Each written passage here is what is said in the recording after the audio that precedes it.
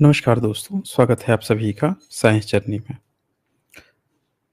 दोस्तों, Saturday special आज की स्ट्रीम में हम हाजिर हैं और आज आप लोगों को हम सुनाएँगे तिप्लत जातक कथा। तिप्लत जातक कथा एक ऐसी जातक कथा है जहाँ पे आपको ये ऐसा एक मैसेज मिलेगा जो आज की भी डेट में आपको जानना कितना ज़रूरी है। आज देखें आजकल परिवारवाद खूब चल रहा है। कोई भी व्यक्ति हो, कोई भी पार्टी हो, कहीं पे भी हो, पिताजी हैं, तो पिताजी के बाद से उनका सबसे जो सुयोग्य जो नेता मिलता है, वो बेटा ही होता है या परिवार का ही सदस्य होता है। परिवार से बाहर का नहीं मिल सकता है। अब पता नहीं आँखें खोजने में ऐसी दिक्कत है या पता नहीं कोई और प्रॉब्लम है या क्या प्रॉब्लम है, उतना सुयोग्य व्यक्ति अगर एक घर परिवार से अगर किसी को राजसत्ता मिल जाती है, तो फिर उस परिवार से इतर दूसरा कहीं मिलता ही नहीं है। ना दूसरे जाति में मिलता है, ना दूसरे कास्ट में मिलता है, बस उसी परिवार में मिलता है भाई, सबसे सुयोग्य। तो कहने को डेमोक्रेसी है लेकिन नहीं, लेकिन ये जहाँ तक कथा आपको ये बताती है कि जब भिक्षु संघ था, तब भिक्षु संघ में बुद्ध के जो पुत्र थे, उनको शौचालय में रात गुज़ारनी पड़ गई थी। अब आप सोचिए कि एक संघ जो बुद्ध ने बनाया और बुद्ध का जो बच्चा भी है, वो कितना सामान्य जीवन जी रहा है संघ में। यानी आज जो डेमोक्रेसी की हम लोग परिभाषा देख रहे हैं, आज जो हम डेमोक्रेसी देख रहे हैं, ये डेमोक्रेसी सही से इम्प्लीमेंट इसलिए नहीं हो पा रहा है क्योंकि यहाँ पे डेमोक्रेसी के नाम पे भी वही परिवारवाद चल रहा है। समझ रहे हैं? जब भी इस तरह के सवाल उठते हैं तो हमेशा कुछ नई बातें ले आई जाएँगी सामने, कुछ दूसरे मुद्दे उठा दिए जाएँगे और ये मुद्दा खत्म हो जाता है। जबकि डेमोक्रेसी आप अमेरिका में देखिए, ऐसा नहीं है कि अमेरिका में भी जो राष्ट्रपति हैं उनके बच्चे-वच्चे नहीं बने हैं, कई बार बने हैं। जॉर्ज बुश का पता लगाइए, फैमिली पता लगाइए तो उसका भी कोई निकल ही जाएगा कि हाँ, इनके बाप-दादे कभी राष्ट्रपति थे, कुछ निकल ही जाएगा। भारत में भी इस तरह से परिवारवाद चलते रहता है, परिवार से बाहर टैलेंट नहीं मिलता है भई। कारण क्या है कि भारत में हमने जो धम्म था, जहाँ से उसने डेमोक्रेसी सिखाया, इक्वालिटी सिखाया, नेतृत्व करना सिखाया, उसको हम तरजीह देना बंद कर दिए हैं और हम जो है परिवारवाद, जातिवाद इसी में फँसे बुने रह गए हैं। अब ये कथा जो है तिप्लथ जातक कथा आप सुनेंगे तो आपको हैरानी होगी कि बताओ बुद्ध का जो बच्चा है राहुल, उनको वॉशरूम में रात गुज़ारनी पड़ गई। भई संघ में उनको जगह नहीं मिला, क्या कारण था भाई ऐसा? और इस तरह का भी काम क्यों हुआ? जब बुद्ध ने आदेश दिया उसके बाद से भिक्षु संघ ने अचानक से ऐसा कैसे कर दिया कि उनको रात वहाँ गुज़ारनी पड़ी? ऐसी क्या सज़ा मिल गई थी भाई? फिर हम उस अतीत घटना पर भी जाएँगे जो जैसा कि आप जानते हैं जातक कथाओं में एक वर्तमान कथा होती है और फिर उससे जुड़ी हुई एक अतीत कथा होती है जो बुद्ध के माध्यम से कहलवाई जाती है। चूँकि ये जो पूरा का पूरा सीलवग है इसमें अतीत कथा में हमेशा ही मृग आता है, तो इसमें भी मृग या हिरण आएगा ही आएगा। हम इसको आगे बढ़ेंगे उससे पहले मैं आप लोगों को ये लीगल डिस्क्लेमर दिखा देता हूँ। ये लीगल डिस्क्लेमर है जैसा कि आप जानते हैं, यहाँ पे जो भी बातें होती हैं, जो भी प्रेज़ेंटेशन होती हैं, जो भी डिबेट्स होती हैं, इसका उद्देश्य साइंटिफिक टेम्परामेंट को एनकरेज करना है। जो कोई भी बाहर से वक्ता आते हैं, जो भी डिबेट करने आते हैं, वो जो भी अपनी बातें रखते हैं, वो उनकी अपनी रिस्पॉन्सिबिलिटीज़ होती है। तो यहाँ पे अब सवाल ये आता है कि ये जातक कथा में वर्तमान कथा क्या है और अतीत कथा क्या है? हम वर्तमान कथा शुरू करें, उससे पहले मैं आप लोगों को बता दूँ कि 29 जून को जो हम लोगों ने तय किया हुआ है mega event, summer special mega event, जिसमें बहुजन महापुरुषों के लिए गीत संगीत के माध्यम से लोग पूरे भारत के हर कैटेगरी वर्ग के लोग, चाहे वो मुस्लिम ही क्यों ना हो, चाहे वो जनरल वर्ग से क्यों ना हो या ओबीसी, एससी, एसटी वर्ग से ही क्यों ना हो, हर तरह के फॉर्म हमारे पास आए हैं और हर लोग परफ़ॉर्म करेंगे। तो अभी तक हम लोगों के पास 122 से ऊपर फॉर्म मिल चुके हैं और सब लोगों को मेल कर दिया गया है। सभी लोगों के पास मेल पहुँची हुई है और जिन लोगों ने भी अपना मेल नहीं चेक किया हुआ है, जिन लोगों ने फॉर्म भरा है, वो एक बार आप लोग देख लीजिए, अपना चेक कर लीजिए। अगर इनबॉक्स में नहीं मिले तो स्पैम वगैरह में देख लीजिएगा। ईमेल आईडी अगर सही है तो आपके पास ज़रूर पहुँचेगा। 2 लोगों का ईमेल आईडी गलत था जिनके पास नहीं पहुँचा है। तो वो आप लोग टाइमली पहुँच जाइएगा, सारा चीज़ उसमें टाइम, डेट सब मेंशन है, हर एक चीज़ मेंशन है और कल आप लोग पार्टिसिपेट कीजिए, पार्टिसिपेट करके मेगा इवेंट में गिव अवे का हमारा रहता ही रहता है, जो पार्टिसिपेट करेगा, इस इवेंट को बड़ा कीजिए और ज़्यादा से ज़्यादा लोगों को जोड़िए, जुड़िए, सुनिए।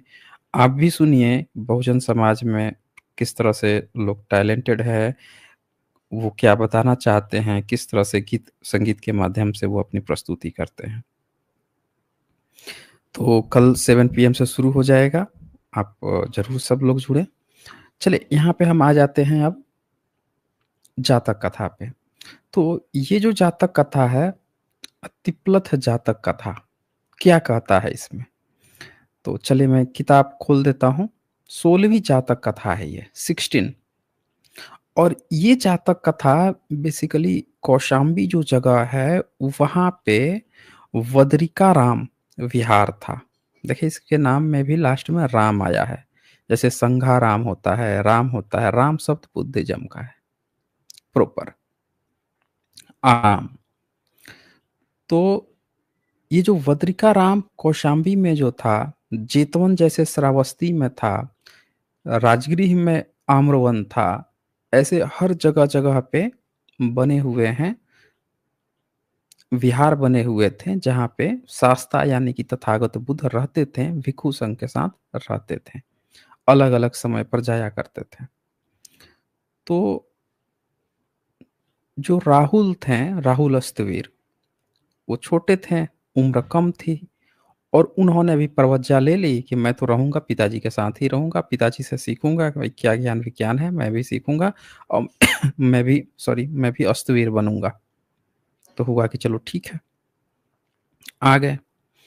अब जो आलवी नगर था और वहाँ का आगल्य चैत्य जो था, वहाँ पे कथा चलती थी। दिन में बुद्ध जो हैं, तथागत बुद्ध जो हैं, वो उपदेश वगैरह देते थे, लोगों को बताते थे, ज्ञान-विज्ञान की बातें बताते थे, तो लोग आते थे। बहुत सारे उपासिका आते थे, उपासिकाएँ आती थीं, भिक्षुणी संघ आती थी, भिक्षुणियाँ आती थीं। सब लोग पुरुष और महिला हर एक व्यक्ति पहुँचते थे सुनने के लिए।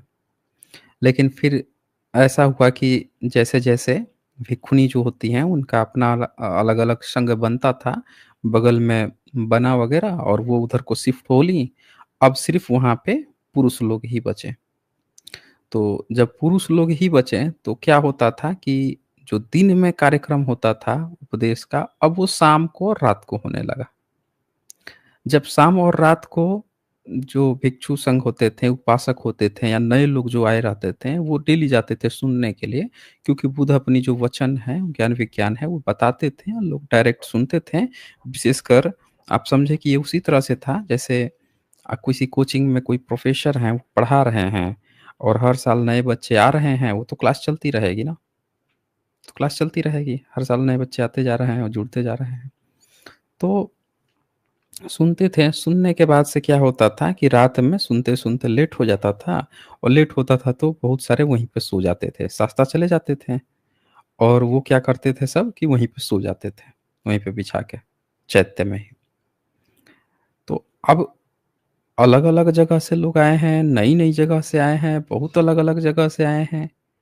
होता क्या था कि सोते-सोते कुछ लोगों को खर्राटे मारने की बीमारी थी। सोए-सोए मार रहा है, खर्राटा खींच रहा है, अगल-बगल के लोग परेशान हो रहे हैं। भई क्या क्या कर दिया ये तो जीना दुश्वार कर दिया है। आज भी बहुत सारे लोग खर्राटे मारते हैं। आप कभी जाइए, कभी ट्रैवलिंग में जाइए या कहीं ऐसे रिश्तेदार या कहीं फंक्शन वगैरह में जाइए, कभी सोने के लिए मल्टीपल लोग अगर साथ में हों, देखिए उसमें से कोई ना कोई खर्राटा खींच ही रहा होगा और खर्राटे खींचने से बाकी लोग डिस्टर्ब होते हैं। वो बंदे तो घोड़ा खींच के सो जाता है, उसको तो लगता है कि एकदम मज़े में, ये बीमारी होती है, इलाज करवाते नहीं हैं। तो उस समय भी ये सेम प्रॉब्लम थी और इससे क्या होता था कि बहुत सारे जो भिक्षु लोग थे, उनको डिस्टर्बेंस होती थी, ठीक है? इससे जो है बाकी के जो भिक्षु संघ थे, वो परेशान हो जाते थे। इसका इलाज पॉसिबल है, लोग इलाज नहीं करवाते हैं, इसको बीमारी ही नहीं समझते हैं और वो खर्राटे मारते रहते हैं और दूसरों को परेशान करते रहते हैं। तो जब इस तरह की परेशानी हुई, तो क्या हुआ कि लोग पहुँच गए बुद्धा के पास, तथागत बुद्ध के पास, शास्ता के पास पहुँचे, बोले कि इस तरह की प्रॉब्लम आ रही है, कोई सोते-सोते दाँत किटकिटाने लगता है, कट-कट करते रहता है, कोई जो है खर्राटा मारते रहता है, वैसे बाकी सब लोगों की नींद टूट जाती है, लोग परेशान हो जाते हैं, क्या किया जाए? तो उन्होंने तथागत जो थे, शास्ता थे, उन्होंने बोला कि शिक्षा पद जो है, उन्होंने शिक्षा पद की घोषणा कर दी। या और इस घोषणा का तरीका क्या हुआ कि सब लोग जो हैं, जिनको-जिनको जहाँ-जहाँ आवास मिला है, वहाँ-वहाँ पे जाइए, जाके वहाँ पे सोइए, यहाँ पे अब नहीं सोना है। ठीक है? अपने-अपने आवास पे जाइए, इतना आप वो मत हो जाइए कि यहीं पे जाके और आपको वहीं पे कथा सुने, वहीं पे सो गए, ऐसा मत कीजिए लोग। जैसे बहुत जगह पीएचडी में होता है ना, बच्चे काम करते रहते हैं, रात में वहीं पे सो जाते हैं बिछा-वछा के सब चीज़। सुबह उठ के नहा-धोआ के फिर से काम शुरू हो जाता है। होता है, क्या करेंगे? तो अब क्या होता है इसमें कि चले गए, तो जब चले गए, तो जो भिक्षु लोग थे, उन्होंने क्या किया कि राहुल भी वहाँ पे था, जो तथागत बुद्ध के बच्चा है, वो भी था।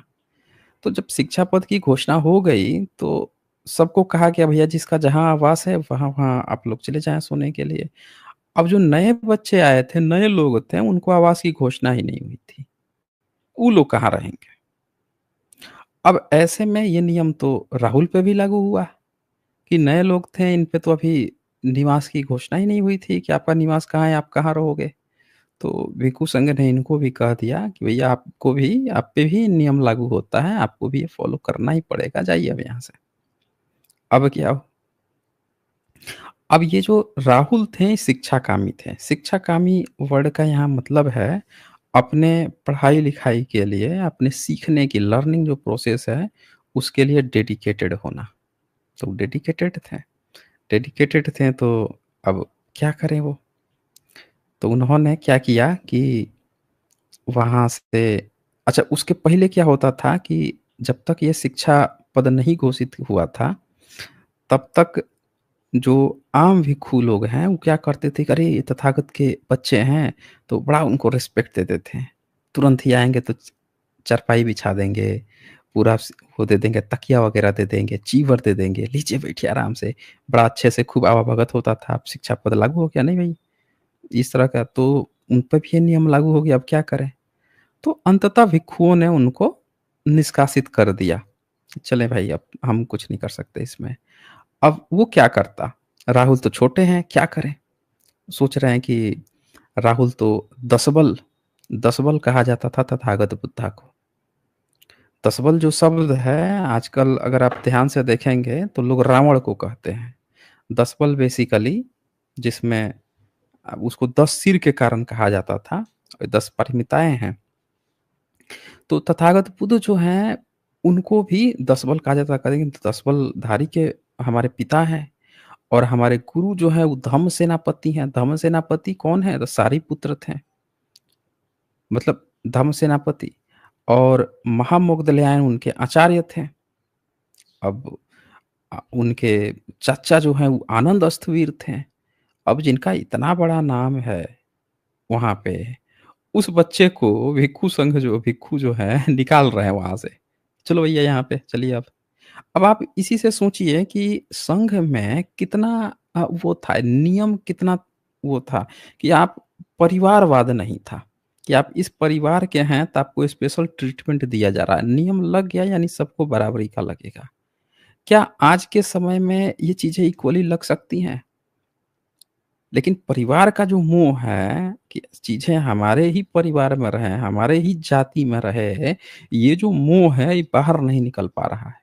और उस समय देखें इन पर लग गया, अब ये क्या करें, क्या करें?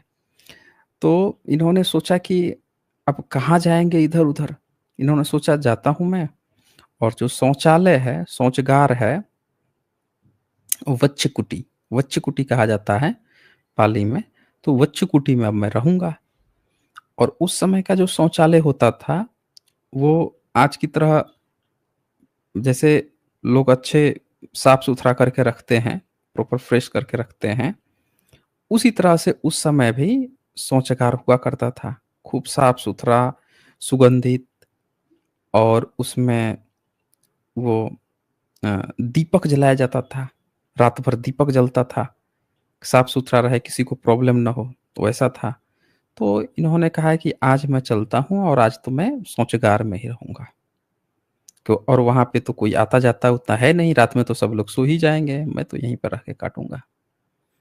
अब ये जो हैं जाते हैं और उसमें जाके घुस के सो जाते हैं। जब उसमें सो जाते हैं तब होता क्या है कि जो भिक्षु हैं, पूरा भिक्षु संघ जो ये नियम लगा दिए थे, अब ये लोग क्या करते थे कि कहीं पे कूड़ा वगैरह फेंक देते थे, कहीं पे कुछ भी फेंक देते थे और राहुल अगर जिस रास्ते से गुज़र रहे थे, वो इतने सीधे-साधे भोले-भाले थे कि लोग कह देंगे कि राहुल का काम है, राहुल ने ये सब किया है। तो कहते थे, "हाँ, हाँ, मुझसे ही शायद गलती हुई होगी", उसको साफ-सुथरा करके फेंक देते थे। तो राहुल तो बड़े वो थे, डिसिप्लिन्ड मैन थे। लेकिन उनके साथ इस तरह की चीज़ें होने लगीं, हो रही थी। अब क्या होता है, सुबह होता है। जब सुबह होता है, तो शास्ता जो है, पहुँचते हैं वॉशरूम में। वॉशरूम करने जब जाते हैं, तो देख रहे हैं क्या कि वॉशरूम तो बंद है, कोई लगता है भीतर है, तो उन्होंने खाँसा, तो भीतर से भी खाँसने की आवाज़ आई। तभी समझ गए कि भीतर जो है, कोई न कोई है। ये देखिए यहाँ पे।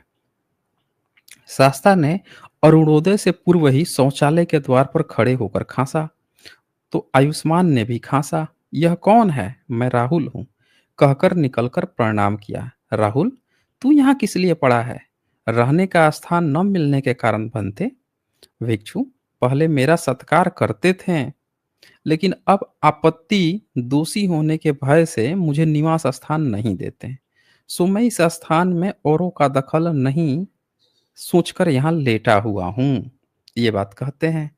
अब तथागत को ये लगता है कि चलो ये तो है एक अच्छे खासे परिवार से है, वहाँ से आया है। इसी तरह से और भी तो बहुत सारे परिवार हैं जो हर तरह से सक्षम हैं और उनके बच्चे तो शौक में आते हैं।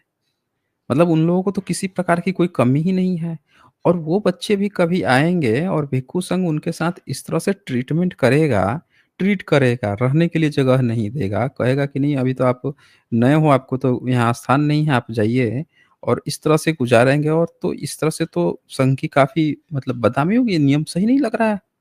तो उन्होंने सोचा इसमें ना कुछ मॉडिफ़िकेशन करते हैं, क्या किया जाए इसमें? तो उन्होंने बुलाया धर्म सेनापति को, सारिपुत्त को और उनसे पूछा, "तुम्हें मालूम है राहुल जो है कहाँ रात भर रहा था? कहाँ रुका था?" तो बोलता, "भंते मालूम है, वो वच्छकुटी में रहे थे, यानी शौचालय में रहे थे।" तो तथागत बुद्ध कहते हैं, "सारिपुत्त, राहुल को अगर इस प्रकार जिस तरह से छोड़ दिया गया, इसी तरह से आप बताइए और भी तो कुल प्रतिष्ठा के लोग आएँगे, वैसे बालकों को प्रवजित करके आप क्या करोगे फिर? हुँ? यह हाल रहने पर इस शासन में प्रवजित प्रतिष्ठित नहीं होंगे, अगर इस तरह से चलता रहा तो। इससे आगे अनुसंपन्न को 1-2 दिन अपने पास रहकर तीसरे दिन उनका निवास स्थान मालूम कर उन्हें वहाँ पे बसाओ। नियम बनाते हैं कि जो भी नया बच्चा आता है, नए लोग आते हैं, उनको पहले 1-2 दिन आप लोग अपने पास रखो। फिर उसको निवास स्थान कहाँ ठहराना है, उसकी व्यवस्था करो। इस उपनियम को बनाकर फिर शिक्षा पद की घोषणा करो तब शिक्षा पद की घोषणा करो। ऐसे नहीं है। तो आप देखें कि एक-एक जो घटनाएँ उस समय घटी थीं तथागत बुद्ध के समय में, उसको जातकों में, ठीक है, इस तरह से संकलित किया गया है। अब बात ये हुई कि ये घटना जब बाहर फैलती, तो बदनामी होती, भिक्षु की भी बदनामी होती, हर तरह से बदनामी होती। प्लस ये बात जो बाकी के राज परिवार घरों से जो आने वाले बच्चे हैं, उन पर होता है कि अरे! वहाँ पे तो हम लोगों को तो ऐसे छोड़ देते हैं ये लोग, बिल्कुल वही नहीं होता है, बिल्कुल ट्रीट नहीं किया जाता है, इससे भी दिक्कत होना था। तब उन्होंने बताया कि ये चीज़ दिखाने की कोशिश की कि ये जो राहुल बच्चा है, इसको आप ऐसे मत समझिए, ये बहुत शिक्षाकामी है।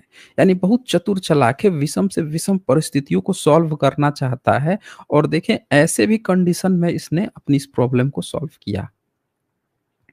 तो वो क्या करते हैं, इसको बताते हैं कि पहले भी इस तरह की घटना हुई है, पहले भी इस तरह की घटना जो है बोधिसत्व कर चुके हैं, किस तरह से हुआ है, अब सुनो ध्यान से। तो अब एक अतीत में लेके जाते हैं, अतीत कथा सुनाते हैं मृग में, कि एक मृग का परिवार था, जंगल में मृग थे। वहाँ पे पूरा का पूरा एक अ, आप समझे कि मृगों में बोधिसत्व का जन्म होता है और वो मृग अरण्य जो था, वो मगध नरेश राजगृह में था। तो वहाँ पे आपने जो पिछली जातक कथा सुनी थी, उसमें ये दिखाया गया था कि एक हिरनी ले जाती है बोधिसत्व के पास अपने एक बच्चे को, कहती है इसे सिखाओ, और वो बच्चा ना उपेक्षा करता है। सीखने जाता है लेकिन उपेक्षा करता है, लेट करता है, सीखता नहीं है। तो लगातार जब उपेक्षा करता है तो वो कुछ भी सीख नहीं पाता, बोधिसत्व फिर उसको ध्यान नहीं देते हैं और फाइनली वो फँस जाता है शिकारी, या शिकारी फँस जाता है तो उसका मांस काट के लेके जाता है। ये जो जातक कथा है, तिपलथ जातक कथा, इसमें अब दिखाया गया है क्या हो जब कोई मृग जो है अगर बोधिसत्वों से नियम कानून सीख ले। जैसे अभी बहुजन समाज के बच्चों पर बहुत अत्याचार होता है। अभी यादव समाज के आपने देखा कि कैसे सर मुड़ा दिया गया और सर छील दिया गया, उनकी चुटिया काटी गई। एक ब्राह्मणी का मूत्र लाकर उनके सर पर छिड़का गया। उन्होंने प्रेस कॉन्फ्रेंस में भी ये बात कही और किस तरह से उनके साथ ट्रीट हुआ। बाबा साहब पे लिख के गए हैं कि कैसे पैर में कमर में झाड़ू बाँध देते थे, गले में मटका लटकाते थे। उससे भी बुरा हाल इन लोगों ने किया यादव समाज का, जब एक ब्राह्मणी का मूत्र उसके सर पे छिड़काव किया शुद्धिकरण करने के लिए। ये बात वो खुद यादव बता रहे हैं प्रेस कॉन्फ्रेंस में। अब आप सोचिए कि इतनी सारी प्रॉब्लम है, इस प्रॉब्लम का सॉल्यूशन भी अवेलेबल है लेकिन कोई सीखना नहीं चाह रहा है।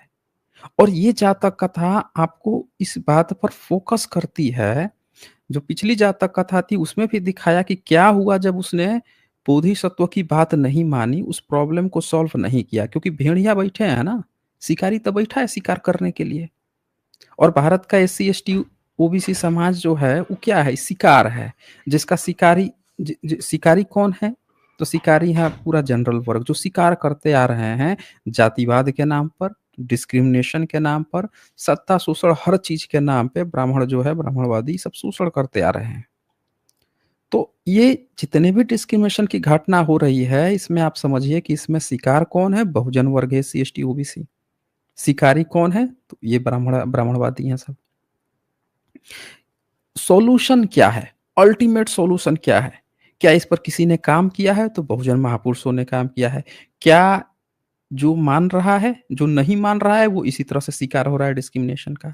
और जो मान गया है, जो बाबा साहब की बात मान गया, जो बुद्ध फुले पेरियार जी की बात मान गया, उसकी प्रॉब्लम सॉल्व हो गई है। तो इसमें अब सॉल्व दिखाया गया कि आपको अगर वो सीख जाते हो आप कि शिकारी से आपको कैसे बचना है, तो आपकी प्रॉब्लम सॉल्व हो जाएगी। तो यहाँ पे क्या होता है, अपने भांजे को ले जाती है बोधिसत्व के पास और कहती है कि अपने भाई से कि भाई इसको मृग माया सिखा भाई। मृग माया यानी कि एक हिरण को किस चीज से खतरा है, शिकारी से खतरा है। वो जहां देखेगा मार देगा, मांस खाएगा खाएगा। तो इसको तू सिखा कि कैसे उनसे बचेगा। हमें बहुजन समाज को यही चीज़ पे तो काम करना है कि कैसे हम इन भेड़ियों को जड़ सहित जातिवाद इनके बत्ती बना के, इनके मुँह पर चिपका के इनको पार्सल कर दें।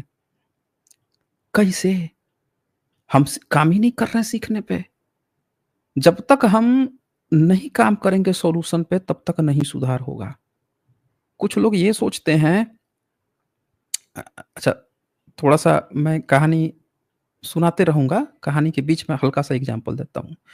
बहुजन समाज से एससी, एसटी, ओबीसी में कुछ लोगों ने क्या किया है, कुछ लोगों ने एक फर्जी कहानी बना दी है। खुद बना ली है, कुछ ब्राह्मणों ने बना के दे दी है कि अरे! बुद्धिस्ट को तो ब्राह्मणों ने भगा दिया, बुद्धिस्ट बन के तो आप फाइट ही नहीं कर सकते इनसे। सब झूठी और गपोड़ बातें हैं। चाइना को भगा दिया इन लोगों ने, बताइए आप हमें? जापान को भगा दिया, श्रीलंका को भगा दिया, म्यांमार को भगा दिया। म्यांमार से तो अभी तक रोते रह रहे हैं कि रोहिंग्या, रोहिंग्या, रोहिंग्या करके रो रहे हैं। हुँ? कौन भगाया आप नहीं जानते इतिहास। आप झूठी कहानियाँ बना-बना के आप जब तक उसमें फँसे रहेंगे तब तक आपका शिकार होते रहेगा और रोज़ डिस्क्रिमिनेशन की इसी तरह घटना आती रहेगी। सॉल्यूशन अवेलेबल है, बाबा साहब सॉल्यूशन दे गए हैं, 22 प्रतिज्ञा दे के गए। आप मत मानिए सॉल्यूशन, इसी तरह से शिकार होते रहिए। जातक कथाएँ तो 2600 साल पहले आपको दे के गई हैं सॉल्यूशन। तो यहाँ पे वो कहता है कि मैं सिखाऊँगा, उसको भेजो। अब वो भेजती है, हिरनी जो है अपने बच्चे को भेजती है, उसका भगीना रहता है। तो जो बोधिसत्व हैं, उसको सिखाते हैं। उसको जो मृग माया है कि आप कभी फँस जाओ, विषम परिस्थितियों में फँस जाओ, शिकारी आपको फँसा ले, जाल-वाल में फँसा ले, आप कैसे बचोगे? ये पूरा चीज़ सिखा देते हैं। सिखा देते हैं, उसके बाद से क्या होता है कि खबर आती है एक दिन कि जा, सब चीज़ सीखा था फिर भी फँस गया। क्योंकि बच्चे हैं ना, छोटे बच्चे हैं, गलती करेंगे, इन चीज़ों में फँस जाएँगे। हमें तो दोनों चीज़ें सिखानी, एक तो पहला कि इस तरह की घटना ही ना हो, दूसरी घटना हो जाए, उसके बाद से क्या करना है। आपको किसी ने मार के गिरा दिया, मायने ये नहीं रखता, मायने ये रखता है कि आपने या तो मार होने की नौबत नहीं आने दी या फिर मार खा के गिर गए, तो उठने के बाद से आपने क्या किया? समझे ना? मायने ये रखता है। अब ये जब प्रॉब्लम आती है, दौड़ी-दौड़ी, भागे-भागे आती है, "भाई, मैंने तो तुझसे कहा था कि तू मृग माया सिखा इसको, और क्या सिखाया? मेरा बच्चा फँस गया। आके सब बता रहे हैं कि मेरा बच्चा जो है फँस गया, जाल में फँस गया है, कैसे बाहर निकलेगा?" अब यहाँ पे वो बोलते हैं, जो बोधिसत्व मृग हैं, वो कहते हैं, "अरे तुम चिंता मत करो, हमने उसको हर तरह की तकनीक सिखाई है, बच्चा है, फँस गया होगा। देखिए क्या कहते हैं, भाई क्या तेरे भांजे ने मृग माया सीख रखी है? बोधिसत्व ने, तू पुत्र के विषय में कुछ बुरी आशंका मत कर। उसने मृग माया भली प्रकार सीख रखी है।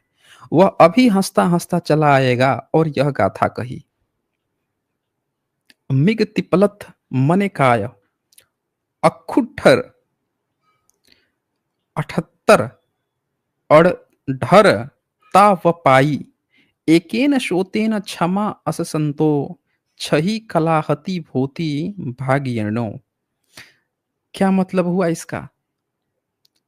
3 प्रकार से सोने वाला, अनेक प्रकार की माया जानने वाला, 8 खुरों वाला, आधी रात को पानी पीने वाला मेरा भांजा, एक नासिका छिद्र को पृथ्वी पर रखे श्वास लेते हुए 6 कलाओं से शिकारी को धोखा देगा। अब यहाँ 8 खुर का मतलब, जो हिरण होते हैं, उनके एक पैर में 2 खुर होते हैं। तो इसीलिए 4 पैर हैं तो 8 खुर हो जाएगा। अब एक नासिका छिद्र का यहाँ क्या मतलब है? एक नासिका छिद्र का मतलब है नाक 2 होती है, तो अगर आपको धोखा देना है तो आप क्या करोगे? हुँ? आप क्या करोगे कि जो ऊपर है, जो ज़मीन से सटी हुई नाक है, उससे आपको साँस लेना है, और जो दूसरा नाक है वो प्रैक्टिस करनी है, जो ऊपर है, जिस पर वो लाएगा, हाथ सटाएगा कि साँस ले रहा है कि नहीं ले रहा है, वो बंद कर लेना है। इसी की आपको प्रैक्टिस करनी है, ठीक है? और 6 कलाओं से, ठीक है? 6 कलाओं से शिकारी को धोखा देता है। कौन-सी 6 कला है? तब ये 6 कला बताता है चारों पैर पसार कर। ऐसा पैर आपको फैला देना है, पसार देना है कि पता चले कि अरे! ये तो एकदम मर गया, खत्म हो गया। सोने का जो स्टाइल होता है उसमें आप हाथ-पैर अपने हिसाब से संजो के सोते हो और मरने वाला जो स्टाइल है उसमें क्या होता है हाथ-पैर ऐसे बिखरा हुआ-सा है, जिस पर आपका कंट्रोल नहीं है, ऐसा आपको दिखाना है। और पेट को फुलाना है क्योंकि मरने के बाद से जो पशु होते हैं उनका पेट फूल जाता है, फूला-सा दिखता है, तो आपको ये पेट फूला हुआ दिखाना है। पखाना पेशाब करके एक जो स्वस्थ रहेगा हिरन, वो कभी भी अपने अगल-बगल पखाना पेशाब नहीं करेगा। समझ रहे हैं ना? लेकिन कोई मरा हुआ है और वहीं टट्टी सुसु पड़ा हुआ है, उसी में पड़ा हुआ है, इसका मतलब ये खत्म है, मर गया है, हिल-डुल नहीं पा रहा है, अपने को स्वस्थ नहीं कर पा रहा है, वहाँ से हट नहीं पा रहा है। इसके लिए ऐसा दिखाना।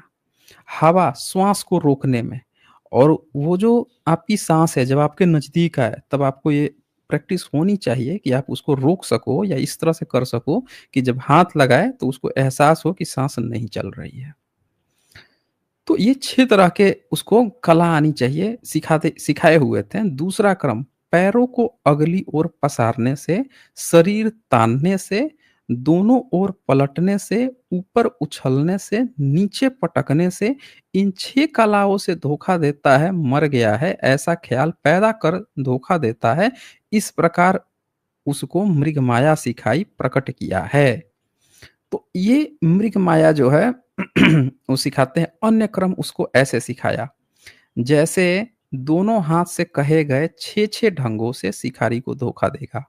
भोति शब्द से बहन को संबोधित किया गया है। भागियों इस प्रकार 6 ढंग से धोखा दे सकने वाले भांजे को निर्देश करता हूँ। तो ये जो मृग माया था उसने सीख रखा था। इस प्रकार बोधिसत्व ने भांजे के सम्यक मृग माया सीख रहने की बात कह बहन को सांत्वना दी। उस हरिण बच्चे ने पास में बंधने पर बिना हाथ पैर मारे पृथ्वी पर महासुख पूर्वक टांगे फैला दिया। लेट पैरों के स्थान पर खुर प्रहार से बालू तथा तीर्णों को उखाड़ पेशाब पैखाना कर सिर को गिरा, जीभ निकाल दिया, लंबा सा जीभ ऐसे लगे मर गया है। शरीर को मुंह की झाग से भिगो दिया, मुंह से झाग निकल रहा है, बिल्कुल होश खत्म है। हवा से पेट को फूला, आंखों को उलट नीचे नासिका छिद्र से श्वास लेते हुए ऊपर के नासिका छिद्र से श्वास रोक लेना, सारे शरीर को कड़ा कर अपने को मर गए के सदृश दिखा दिया। नीली मक्खियों ने उसे घेर लिया। मक्खियां भी देखती हैं अब कोई प्रतिक्रिया नहीं आ रही है, वो भी आ गई, कौवा भी आ गया वहां पे। अब शिकारी उधर से घूमते हुए आया। आया तो पेट पर हाथ फेरा, देखा कि पेट तो कड़ा लग रहा है, फूल गया है। बोला लगता है सुबह-सुबह ही फँस गया था, अब तो शाम हो गई है, लगता है सड़ गया ये, खत्म है, टाटा बाय-बाय। अब ये सोच के एकदम आश्वस्त हो गया कि ये तो मर गया है, खत्म हो गया है, अब तो कोई दिक्कत ही नहीं है।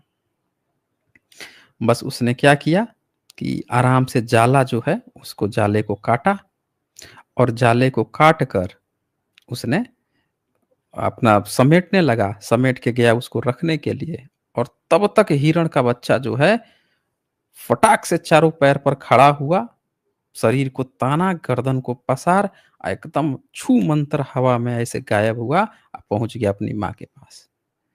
तो शास्ता ने भिक्खु और राहुल अब भी शिक्षाकामी नहीं है। अब भी शिक्षाकामी नहीं है, पहले भी शिक्षाकामी ही रहा है। मतलब कहते हैं कि जो राहुल है, मेरा बच्चा जो है, वो अभी ही नहीं, पहले भी शिक्षाकामी रहा है। इस धर्म देशना को ओवरऑल आप देख के आप सोचो, जो अभी मैंने आपको स्टोरी सुनाई, उसमें जो भांजा हरिण बच्चा था, वो राहुल है। उसकी माता उत्पल वर्णा थी। अब माया मृग तो मैं था जो ये सब सिखाया था। इस तरह से कह के ये जातक कथा समाप्त होती है। ओवरऑल आप इसमें क्या देखते हैं? आज की वर्तमान परिस्थितियों में आप क्या सीखते हैं? इसमें ये सीखते हैं कि आपके पास विषम से विषम परिस्थितियाँ हो सकती है।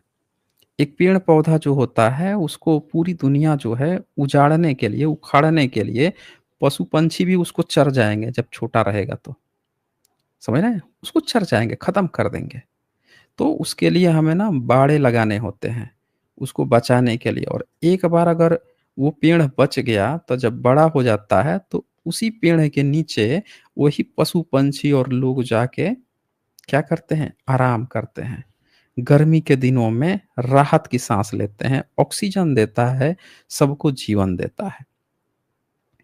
तो ये सारी चीज़ें क्या कहलाती हैं कि अपने बच्चों को आप सही शिक्षा दीजिए। आप अपने बच्चों को सही शिक्षा नहीं दे रहे हैं, तो ये ब्राह्मणवादी भूखे भेड़िए जो हैं ना, ये सब शोषण कर रहे हैं। रोज़ खबर आ रही है, रोज़ खबर आ रही है, हर एक रोज़ आती है, हर मिनट, हर पल आप जब उठाइए, जिधर उठाइए, एक ना एक शोषण, बलात्कार, इस सब की घटना आती ही आती है, जिसका शिकार कौन हो रहा है? सबसे ज़्यादा बहुजन वर्ग हो रहा है। तो ये जातक कथा आपको ये सिखाती है कि प्रॉब्लम्स पहले भी थी, आज भी हैं। हमको उन प्रॉब्लम से फाइट करने के लिए जो आइडियल मेथड हमारे महापुरुषों ने बता के गए हैं, उसका हमको पालन करना है, उस पर हमको चलना है। आप बैठ के कमी निकालते रहिएगा कि नहीं, नहीं, नहीं, इसमें तो कुछ ये है, उसमें तो कुछ ये है, हम ही बहुत चालाक हैं, फिर डिस्क्रिमिनेशन का के रोना रो रहे हैं। रो भी रहे हैं। क्या हमारे साथ बहुत डिस्क्रिमिनेशन हो रहा है, हमारे उसके साथ, हमारे जाति के साथ बहुत डिस्क्रिमिनेशन, लेकिन फिर भी आप सॉल्यूशन दे के गए हैं और सॉल्यूशन आज़मा नहीं रहे हैं। रो रहे हैं और फिर कमी भी निकालते रहे, अरे उसमें ऐसे थोड़ा ही हो पाएगा, उसमें ये सुधार हो पाएगा, वो कमी भी निकाल दिए और फिर आप कर भी नहीं रहे हैं। तो कहने का मतलब कि सारी चीज़ें सॉल्यूशन आपके पास है, जल्द से जल्द आप उसको अपना लेंगे, बच जाएँगे। चलो मैंने लिंक भी दे दिया है, अभी हम लोगों के पास 15-20 मिनट, 25 मिनट टाइम है, जिसको भी अगर अपनी कोई बात कहनी हो, बहुत इम्पोर्टेंट बात कहनी हो, वो यहाँ पे जुड़ सकते हैं, कह सकते हैं। समय कम होता है क्योंकि ये हम लोग की स्पेशल स्ट्रीम है, जातक कथा स्पेशल स्ट्रीम है, तो इसीलिए। अच्छा, यहाँ पे सचिन रोकड़े लिखते हैं, Buddha Bodhisattva and Arihant are teacher level. हाँ, हाँ जी, टीचर मतलब आप इस तरह से कह सकते हैं, टीचर लेवल तो सब कोई है। भिक्षु संघ में हर व्यक्ति ही एक तरह से टीचर ही है। जो भी कोई सामने नया बंदा जो आएगा उसके लिए सब के सब जो हैं टीचर ही हैं। उसका एक रैंक है और जिसमें जितना ज्ञान होते जाता है उसका रैंक बढ़ते चला जाता है। अच्छा, इसके बाद से यहाँ पे कुक्कू लिखते हैं, सर जी मैंने सनातन पर सॉन्ग बनाया है, क्या यह चलेगा? आप देख लीजिएगा कि आपका क्या कौन-सा सनातन है, क्या सनातन है, किस चीज़ से रिलेटेड है, तभी चलेगा और नहीं तो फिर वो फ्लॉप कर जाएगा। अच्छा, यहाँ पे डोमो जो है लिखते हैं, सर जातक कथा का किताब कहाँ से खरीदें? जय भीम। जातक कथा की किताब तो मुझे नहीं पता कि मार्केट में मिलेगी कि नहीं मिलेगी, ठीक है? मार्केट में कुछ लोगों ने लिखा है लेकिन बड़ा समराइज़ कर दिया है, छोटा कर दिया है, तो उसमें कुछ-कुछ दिक्कतें आ जाएँगी, कुछ ब्राह्मण हालाँकि मधुर पिपलायन की एक किताब है, मधुकर पिपलायन की, उसको भी आप देख सकते हैं। उन्होंने समराइज़ करके लिखा है, वर्तमान कथा नहीं दिया है, सीधे-सीधे अतीत कथा लिखा है, लेकिन थोड़ी शब्दावलियों पर आपको ध्यान देना होगा। शब्दावलियों से हो सकता है आप थोड़ा-सा मिसलीड हो सकते हैं। चलिए यहाँ पे देखें कौन आए हैं, सत्या प्रकाश सिंह आए हैं, इनको मैं ऐड करता हूँ। हाँ जी, सत्या प्रकाश सिंह, बताएँ क्या कहना चाहते हैं? जय भीम सर। हाँ जी, जय भीम। जी, बताइए। सर मैं काफ़ी समय से वीडियो देख रहा था। बहुत अच्छा जर्नी है आपकी। और जी, मैं जी। मैं भी अम्बेडकर राय हूँ। हुँ, हुँ। बाकी मैं देख रहा था कोई किस तरीके से ज्वाइन होते हैं, क्या है, मैं किसी लोगों को ज्वाइन कराऊँ तो किस तरीके से, तो इसलिए आना चाहता अच्छा, अच्छा जी, ओके, ओके। तो आप तो अब तो सीख हूँ। गए जय ना, भीम। कैसे जॉइन होते हैं? जी जी। जी सर जी। हाँ, ठीक है, सर ठीक है। टाइमिंग क्या है, कब कब है ये? टाइमिंग देखें, सैटरडे को 7:30 पे साइंस जर्नी पे होता है और बाकी के 3 दिन ट्यूसडे, थर्सडे और संडे 7:30 से रेशनल वर्ल्ड पे होता है और बाकी के जितने भी दिन हैं, उसमें क्लिप्स डिबेट क्लिप आती रहती हैं, जो डिबेट हुई रहती हैं, वो क्लिप पड़ती हैं शाम को। जी, जी सर। हुँ, जय। ठीक है। जय भीम। चलें, इसके बाद से है भाई कोई और किसी को कोई इम्पोर्टेंट बात रखनी हो? यहाँ पे कोई छैल बिहारी आए हैं। हाँ जी, छैल बिहारी, बताएँ क्या कहना चाहते हैं? क्या आप हमें सुन पा रहे हैं? छैल बिहारी, क्या आप हमें सुन पा रहे हैं? चलें, इनका ऐसे ही लग रहा है। और यहाँ पे महादेव चलवादी कोई आए हैं। हाँ जी, महादेव चलवादी, बताएँ क्या कहना चाहते हैं?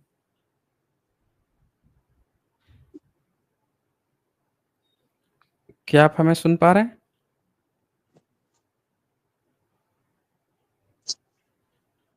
देखिए, इनकी भी साउंड हेलो। आप लोगों को नहीं आ रही होगी।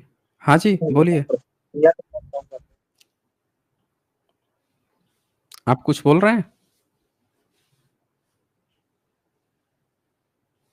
देखिए, इनकी भी साउंड गायब है। और यहाँ पे कोई सिद्धू आए हैं। हाँ जी, सिद्धू, बताएँ क्या कहना चाहते हैं?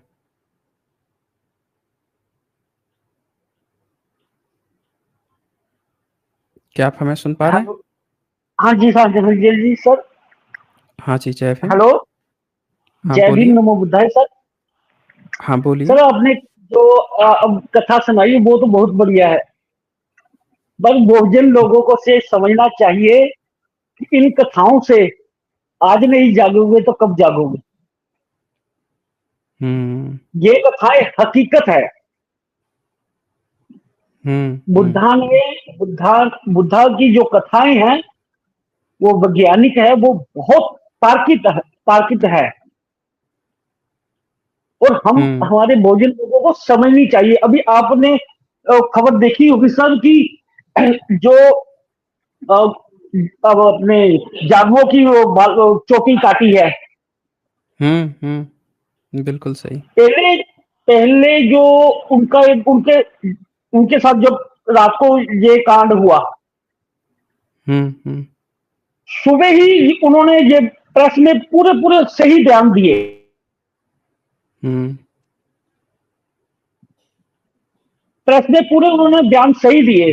और उन बयानों को कैसे बदला गया, उनका आधार कार्ड कैसे बदला गया, उनको कैसे सारी रात पर तारीफ किया गया। हुँ, हम लोग भोजन लोग इन लोगों के साथ है, पर ये लोग समझ नहीं रहे हैं सर। हुँ, ब्राह्मणवादी ये लोग अब अभी देखिए ना कि उनका जो वो अपने मिनिस्टर है वो उनको क्या कह रहा है। उनको ढोलक लेके दे रहा है, उनको हारमोनियम लेके दे रहा है, उनको 5100 रुपया 51,000 रुपया दे रहा है। उनके लीडर की हुँ, सोच देखिए सर क्या है। वो हुँ, अपने हुँ, लोगों को किस तरफ लेके जा रहा है सर। अपने हुँ, समाज को, अपने ही जाति के लोगों को किस तरफ लेके गया है। जब वो मुख्यमंत्री था उसकी कुर्सी भी धोई गई, उसके बाथरूम भी धोए गए, उनको सब कुछ, जिस वो बंगले में रह रहा था उसको शुद्ध किया गया। तब भी उसको अकल नहीं आई। फिर वो बढ़ गया कुंभ के मेले में नहाने के लिए। हम सबसे बड़े तो हम तो हैं हिंदूवादी है। ऐसे नेताओं को तो जूते मारने चाहिए जो नहीं, नहीं, अपने ऐसे शब्द अपने ही। 1 मिनट सॉरी सिद्धू सॉरी जी, सर, सॉरी ऐसे सर, इस तरह की सॉरी सर, शब्दावली मत सॉरी इस्तेमाल कीजिए। हाँ, इस तरह की मत सॉरी शब्दावली सर, इस्तेमाल कीजिए। सॉरी सर, हाल सॉरी। देखिए देखिए, डेमोक्रेसी है, आप किसी की भी आलोचना कर सकते हैं, पर ये शब्द थोड़ा ज़्यादा खतरनाक नहीं लग रहा? ठीक है?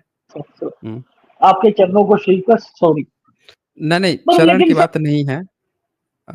वो सर मतलब पता आलोचना क्या है। कीजिए, लेकिन शब्दावली गलत नहीं होनी चाहिए। हुँ, पर सर देखिए हमारे दिल में दर्द है, अपने लोगों के लिए दर्द है। देखिए ना, वो खुद ही कुंभ का स्नान करने जा रहा है। तो अपने समाज को लेकर कहाँ जा रहा है वो लोग, कहाँ कहाँ लेके जा रहे हैं वो लोग अपने समाज को। बाबा साहब को सब पता था। जब 14 को हुआ था अपने पानी का पीने का वो आंदोलन, तो बाबा साहब पे पत्थर भी लगे, बहुत कुछ हुआ बाबा साहब के साथ वहां पर। तो बाबा साहब ने अपने लोगों को एक शिक्षा दी थी। बाबा साहब को तो सब कुछ पता था, बाबा साहब को सब कुछ पता था कि क्या होगा, क्योंकि बाबा साहब ने वो शिक्षा ली हुई थी कि बाबा साहब अपने समाज को जागृत करने के लिए सब कुछ कर रहे थे। बाबा साहब को पता था ये यहाँ पर क्या होगा। वहां पत्थर चले, बाबा साहब को गाली चली, बाबा साहब को गाली दी इन लोगों ने, ब्राह्मणों ने। एक गंदी कौम हमारे समाज को, मैं 4 साल से सर आपका देख रहा हूँ, 4 साल से नहीं, ज्यादा समय हो चुका है, पर इन गंदी कौम ने हमारे समाज के साथ जो किया है, हमारा समाज फिर भी उसको बुलाने के लिए बिल्कुल बराबर, इनके बराबर खड़ा हुआ है। पर हमारे समाज को यह चाहिए कि अब बहुत हो चुका है, बहुत ज्यादा हो चुका है।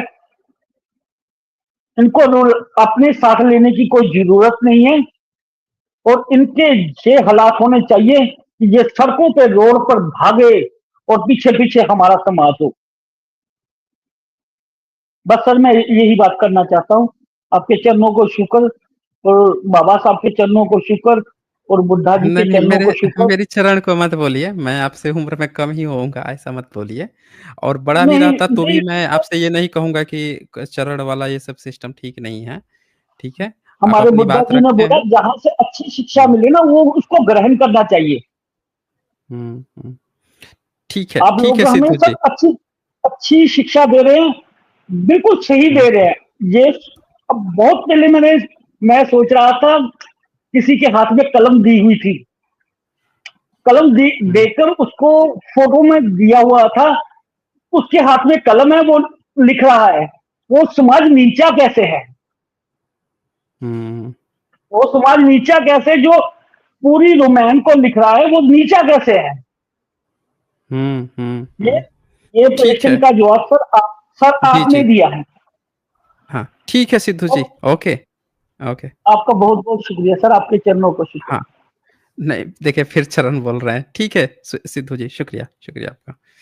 चलें आगे बढ़ते हैं हम लोग। और यहाँ पे सम्यक जी का सुपर स्टिकर है। बहुत-बहुत शुक्रिया आपका सम्यक जी। फिर यहाँ पे जितेंद्र कुमार आए हैं। हाँ जी, जितेंद्र जी बताएँ क्या कहना चाहते हैं? नम नमस्ते सर, जय भीम। हाँ, नमस्ते, जय भीम। जी, सर बोलिए। मैं तो बस 2 मिनट के लिए सिर्फ एक बात बोलनी थी कि हुँ, हुँ। सर देखो हमारा समाज ना शुरू से ही देखता आ रहा है कि जैसे कि रामलीला शुरू से देखी, दिमाग में छप गई, कृष्ण लीला, महाभारत, तो हमारे लोगों के महा महा बड़े बूढ़ों के दिमाग में ना सर वही कुछ सब कुछ फिट हो गया है। तो सर आप भी ना सर एक स्ट्रीम प्लीज ऐसी बनाएँ जो कि ना हमारे मतलब जो कुछ जैसे कम पढ़े लिखे लोग भी हैं, जो आपको बहुत ध्यान से सुनते हैं, है ना?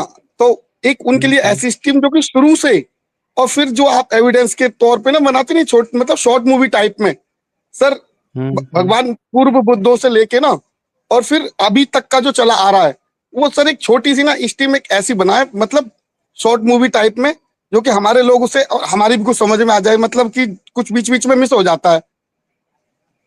हुँ। समझ रहे जी, हैं सर आप? जी। हाँ, हाँ, मैं समझ रहा हूँ। हाँ हाँ सर, बस थोड़ा ना समझ में नहीं आता ना कुछ मतलब अनपढ़ हमारे कुछ कम पढ़े लिखे लोग ही समाज में ज्यादा हैं तो उनकी समझ में ना जल्दी से आता नहीं है। तो कुछ ऐसी ना जैसे अब टीवी पे तो दिन भर चलता ही रहता है, सब देखते ही रहते हैं हमारे घर वाले, लेकिन कुछ ऐसा हो ना जैसे आपकी स्ट्रीम भी हम शेयर करें और शुरू से दिखाएं कि देखो भैया यहाँ से शुरू हुआ था, पर ऐसे ऐसे करते करते ऐसे फिर ये मुगल अंग्रेज और ऐसे करते करते फिर आज इस स्थिति में हम बाबा साहब के बाद में यहाँ तक पहुंचे हैं। बस सर मैं तो यही हुँ। कहना चाहूंगा, आप कुछ बोले अब।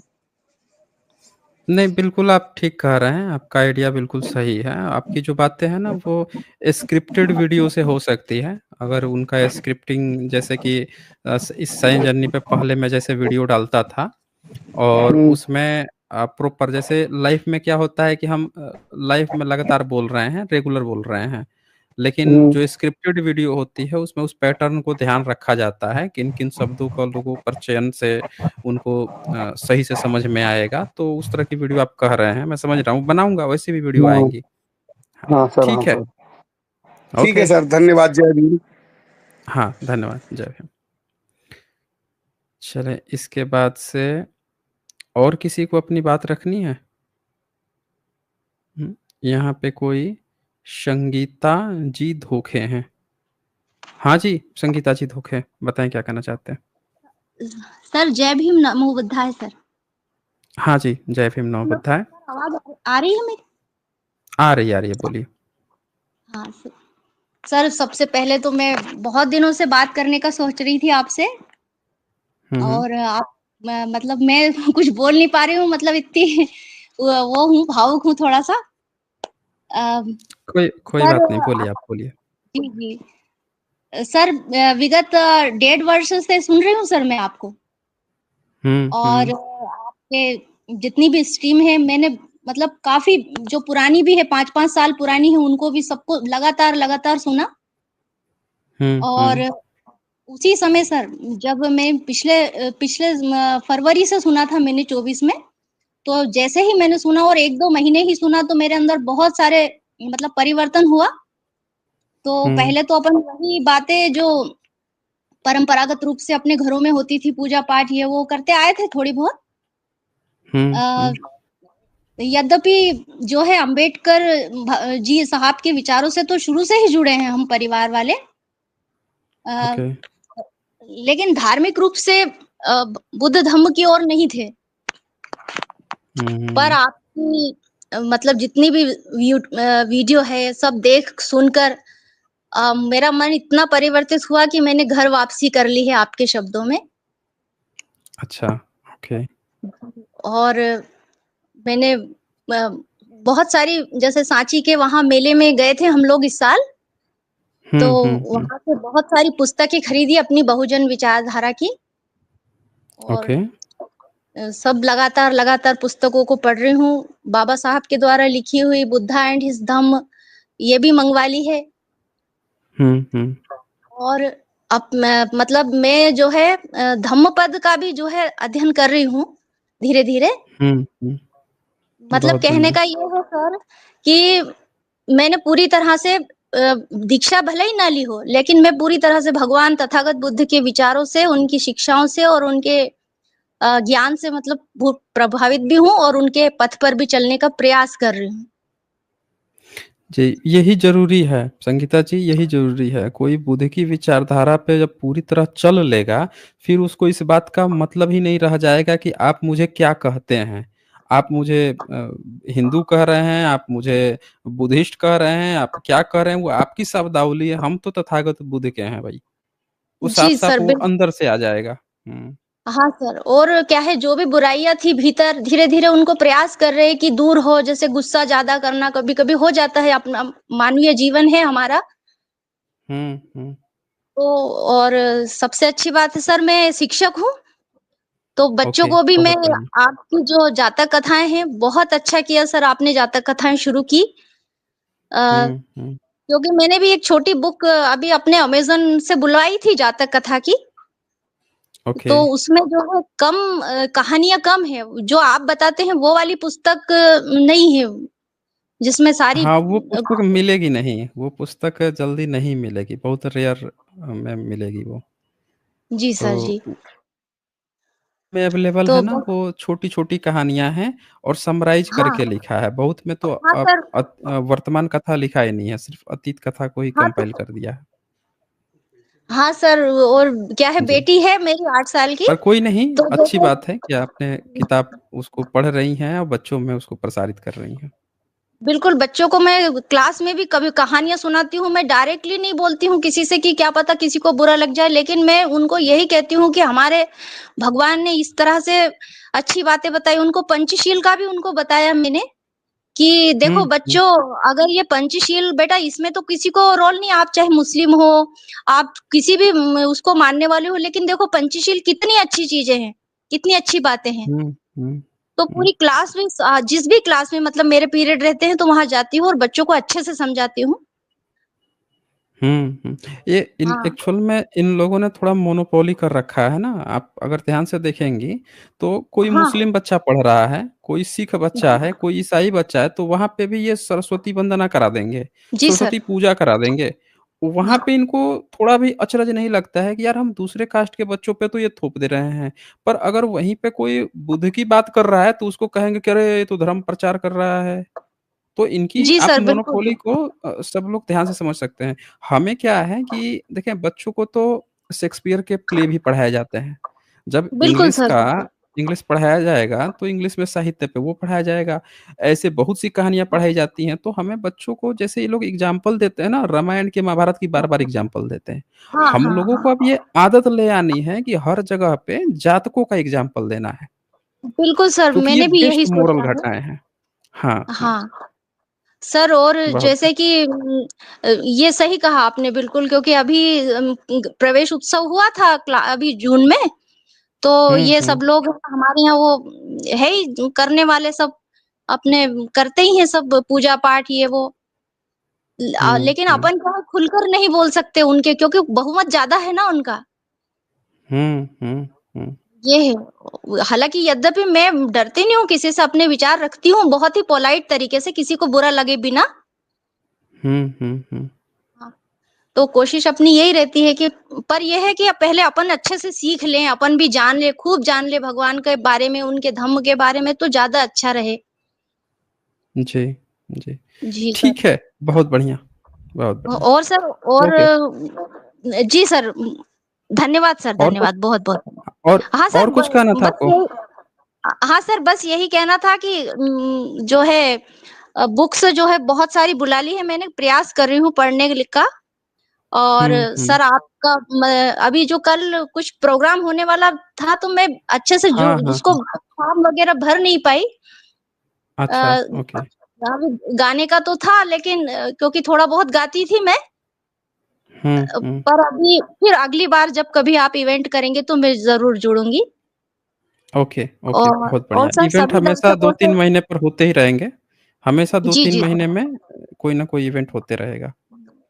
और सर इतना ही कहूँगी जैसे जो भी दर्शक सुन रहे हैं या महिलाएँ भी सुन रही, बहनें भी सुन रही हैं कि मैंने तो घर वापसी कर ली है, आप भी आइए, हमारे पूर्वज हमारा इंतज़ार कर रहे हैं, उनकी उनकी शरण में अगर हम हैं, तो हमें किसी और की शरण लेने की ज़रूरत ही नहीं है। हुँ, हुँ। बिल्कुल सही बात है। हाँ, अपने ज़मीन से जुड़े हुए लोग और हम भी इसी ज़मीन के। और बिल्कुल सही। बिल्कुल सर, सर कल आपने कल तो नहीं परसों शायद आपने पुरानी कोई स्ट्रीम थी जो कबीर साहब पर थी, हुँ, तो हुँ, वो हुँ। भी मैंने पूरी सुनी, तो उनकी सुनकर तो मुझे बहुत ही वो लगा कि क्योंकि सर हमारा परिवार थोड़ा कबीरपंथी रहा है मतलब। तो कबीर पंथ में ओके, क्या है ओके। सर कि वो ये जो मैं ये बात इसलिए कह रही हूँ सर कि ये बहुत सारे लोग जो है रामपाल जी से जुड़े हैं, आपने करी है इस पर भी स्ट्रीम? हुँ, हुँ, हुँ। तो सर वो इतना अंधविश्वास और ऐसी चीज़ें फैला दी कि पूरी वेद, पुराण और यही बातें और बोले हाँ, कि इसी में ही उनका वो सार है। वो कबीर जी का नाम लेके और सब लोगों को हाँ। बेवकूफ़ बनाने की कोशिश कर रहा है ना वो। और सर हुँ। उसमें है ना जो भी व्यक्ति जुड़ा है वो इतना कट्टर है कि आपसे लड़ लेगा लेकिन वो आपकी बात नहीं मानेगा और सुनेगा भी नहीं। हुँ।